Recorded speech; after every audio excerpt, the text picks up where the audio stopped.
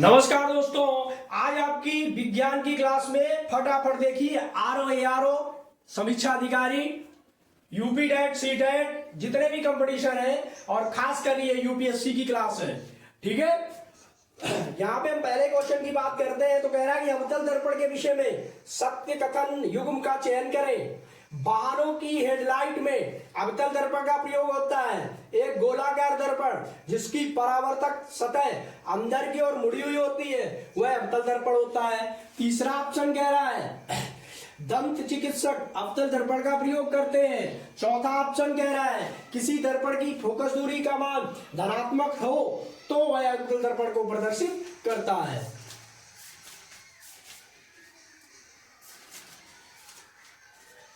तो दोस्तों यहाँ पे अगर बात की जाए अवतल दर्पण की तो प्रकाश मिति में किसी दर्पण की फोकस दूरी का मान धनात्मक है तो वह उत्तल दर्पण प्रदर्शित करता है। क्या प्रदर्शित करता है? उत्तल दर्पण प्रदर्शित करता है।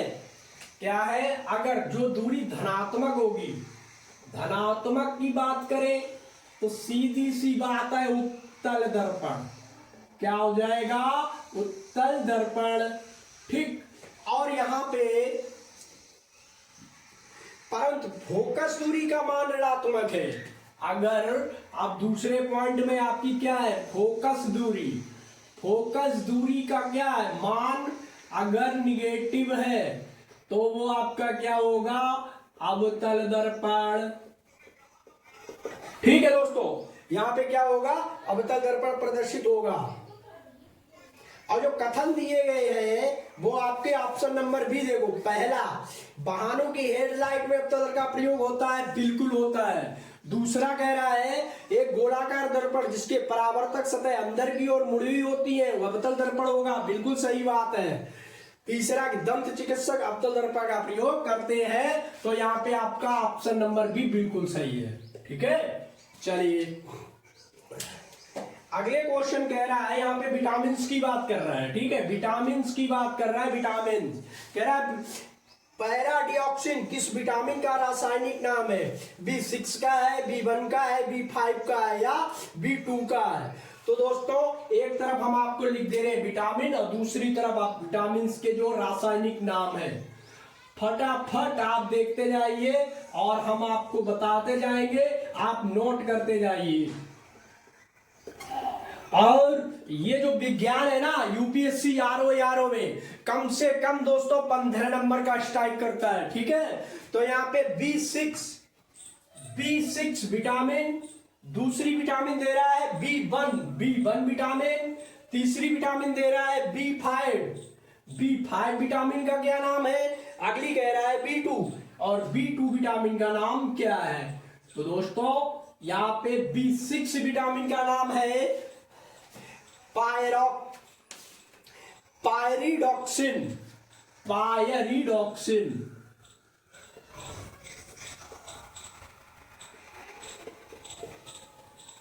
यानी कि B6 विटामिन का नाम यहाँ पे पायरिडॉक्सिन। B1 को थायमीन बोलते हैं। B1 को क्या बोलते हैं? थायमीन। और विटामिन B5 की अगर बात करें तो इसे बोलते हैं पेंटोथेनिक अम्ल। पेंटोथेनिक अम्ल बोलते हैं। क्या बोलते हैं? पेंटोथेनिक अम्ल। B2 विटामिन पूछ रहा है तो B2 होती है राइबोफ्लेविन।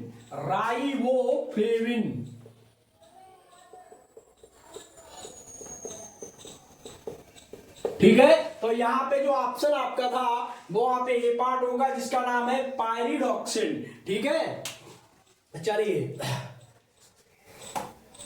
अब जो अगला क्वेश्चन है वो आपसे क्या कह रहा है इसे भी देख लेते हैं। तो हमारा जो अगला क्वेश्चन है वो कह रहा है कि निम्नलिखित में से कौन सा एक रोग उसके कारक जीव के बारे में सही नहीं है? टीबी माइक्रोबैक्टीरियम है, मलेरिया प्लाज्मोडियम है, एड्स HIV है, हैजा इन्फ्लूसिस है। तो सही क्या है इसके बारे में देखते हैं। तो दोस्तों इसमें एड्स जो है HIV वायरस, एड्स के बारे में बात कर रहे हैं, वो क्या है? HIV वायरस के कारण होता है। ठीक है, एड्स जो होता है हमारा HIV वायरस के कारण होता है।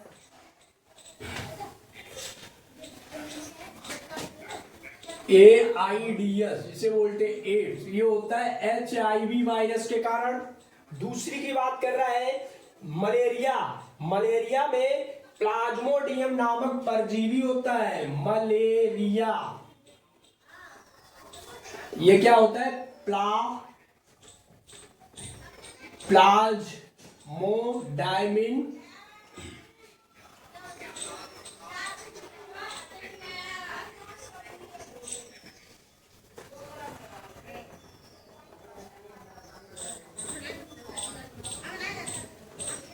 प्लाज्मोडियम नामक क्या होता है? वायरस होता है। और मलेरिया की दवा बनाई जाती है कुनैन के पौधे से। कुनैन के पौधे से उसकी छाल से बनाई जाती है। सिंकोना की छाल से बनाई जाती है। सिंकोना के छाल से, सिंकोना पेड़ की छाल से मलेरिया की दवाई बनाई जाती है। दूसरा कह रहा है टीबी का वायरस होता है माइक्रोबैक्टीरियम। टीबी का वायरस होता है माइक्रोबैक्टीरियम।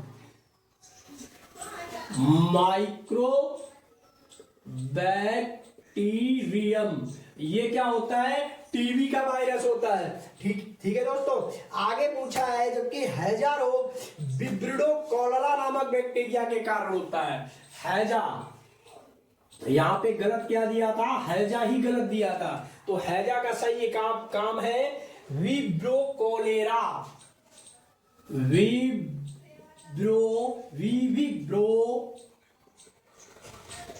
कॉलेरा से काला बोलते हैं हम लोग। हिंदी में क्या होता है? काला हो गया, उनको हैजा हो गया।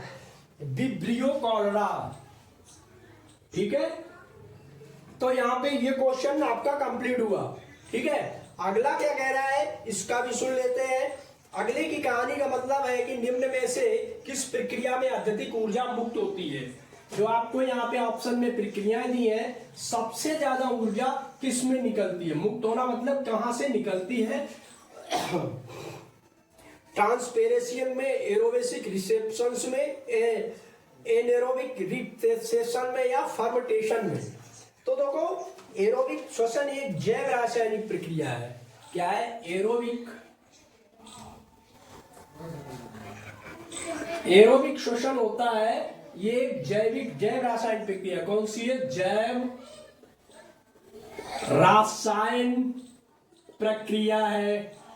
ठीक है, तो इसमें क्या होता है? इसमें दोस्तों CO2 रिलीज होती है। श्वसन में क्या होता है? CO2 रिलीज होती है, और हम लोग क्या करते हैं? ऑक्सीजन लेते हैं और कार्बन डाइऑक्साइड यानी CO2 छोड़ते हैं। ठीक है, तो उपयुक्त में सर्वाधिक ऊर्जा वसीय श्वसन में मुक्त होती है। किसमें मुक्त होती है? वसीय श्वसन में, जो आपका एरोबिक रिस्पिरेशन कह रहा है, बी ऑप्शन है। ठीक है, अगला क्वेश्चन है एंजियोस्पर्म के प्रजनन अंग कहाँ स्थित होते हैं? फूल में, जड़ में, पत्ती में या तना में? तो बात करें अगर हम, आप एंजियोस्पर्म जो बोलते हैं वो आवृतबीजी हिंदी में बोलते हैं। आवृतबीजी, जो आवृतबीजी होते हैं उनमें कह रहा है आवृतबीजी में जो प्रजनन है वो सबसे ज्यादा क्या होता है? तो आवृतबीजियों में प्रजनन अंग किसमें होता है? फूल में। किसमें होता है? फूल में। फूल में होता है। ठीक है भाई, फूल में होता है। ठीक है, हाँ।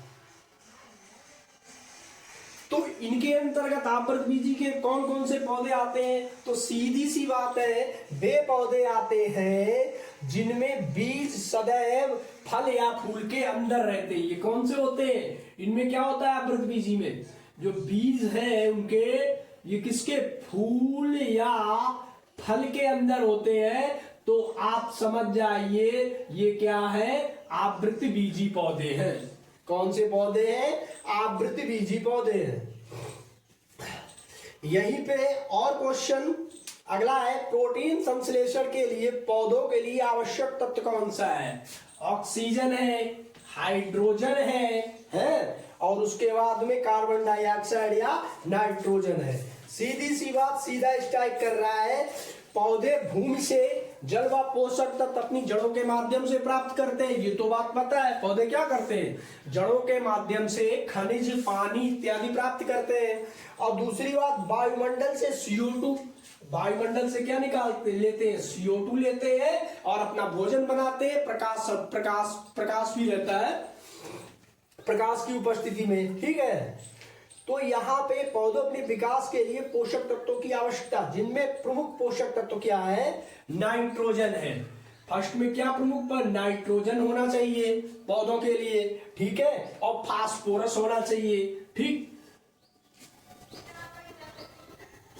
तो आपने देखा होगा जो NPK हम लोग अपने खेतों में डालते हैं, और दूसरी बात क्या, पोटाश। तो याद दोस्तों, याद आ गई ना, NPK, जो NPK खाद डाली जाती है उसमें क्या क्या होता है, नाइट्रोजन, फास्फोरस और पोटाश होता है, ठीक है। इसे हम क्या बोलते हैं, NPK। समझ में आ गई। पौधे के लिए क्यों डाली जाती है NPK, पौधों के लिए यानी जड़ों को। अब दूसरा जो, ये तो मुख्य हो गए। अब गौण पोषक तत्व कौन कौन से चाहिए पौधों को, इनकी बात करें, ये हो गए मुख्य पोषक तत्व। अब गौण पोषक में कैल्शियम, मैग्नीशियम और गंधक। गौण में क्या चाहिए इन्हें, कैल्शियम, आपकी मिट्टी में कैल्शियम होना चाहिए, मैग्नीशियम भी होना चाहिए, और गंधक, तीन चीजें और होनी चाहिए। ये पौधों के पोषण के लिए गौण चीजें हैं। अब सूक्ष्म पोषक तत्व एक चीज और आती है, सूक्ष्म तत्व कौन से चाहिए। अब सूक्ष्म तत्व की बात हो रही है यहाँ पे, तो लोहा, जिंक, कॉपर, मैग्नीज। इसमें क्या चाहिए, लोहा यानी आयरन है, जिंक, लोहा हो गया, एक जिंक हो गया, ठीक है, और कॉपर हो गया, लोहा, जिंक, कॉपर, मैग्नीज,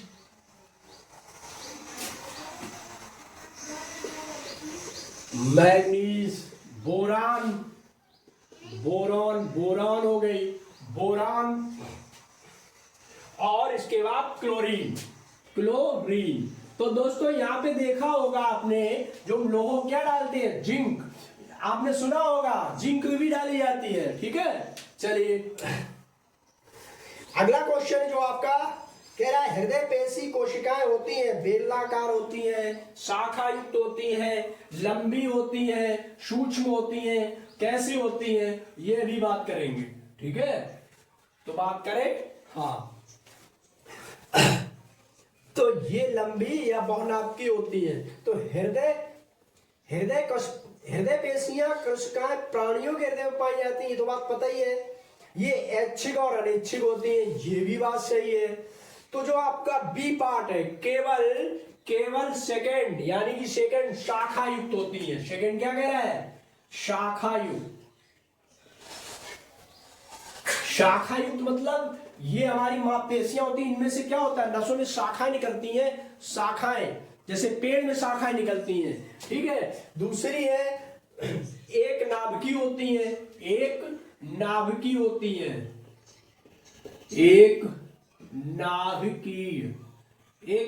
होती है। और तीसरी बात में क्या, और क्या इसका सही है, और लंबी होती है।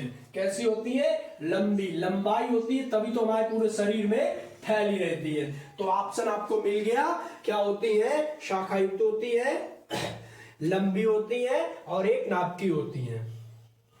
अगला कह रहा है, निम्न कथनों में कौन सा साधन WBC के बारे में सत्य नहीं है। WBC जिसे हम बोलते हैं व्हाइट ब्लड से, तो क्या सत्य नहीं है। WBC की आकृति अमीबी या वृत्ति होती है। WBC के नाभिक में केंद्रक उपस्थित होता है।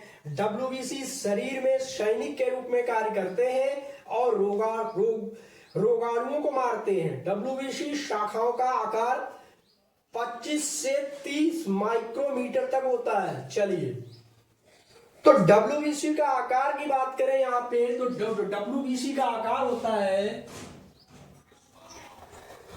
ये आपका 12 से 15 माइक्रो व्यास का होता है। 12 से 15 माइक्रोमीटर के व्यास में होता है। ठीक है, व्यास और त्रिज्या में क्या होता है, जो त्रिज्या होती है वो व्यास की आधी होती है, व्यास बटे 2, और जो व्यास होता है वो त्रिज्या का क्या होता है, 2 गुना होता है। ठीक, चलिए अगला बात कह रहा है, हाँ तो इसके हिसाब से आपका डी पार्ट सही है, सॉरी बी पार्ट सही है। हाँ, अगले क्वेश्चन की बात करें अगर,